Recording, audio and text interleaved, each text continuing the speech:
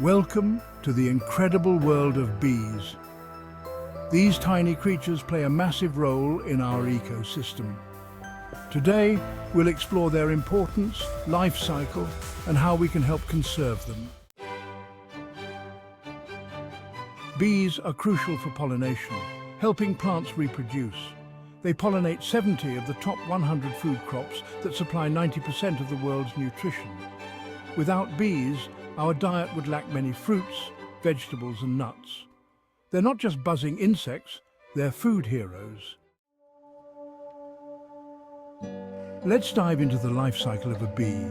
It starts with an egg, which hatches into a larva. The larva grows rapidly and spins a cocoon to become a pupa. Inside the pupa, the bee develops its wings and other body parts. After a few days, an adult bee emerges, ready to take on its role in the hive. In the hive, every bee has a role. The queen lays eggs, workers gather nectar, build the hive, and care for the young while drones mate with the queen.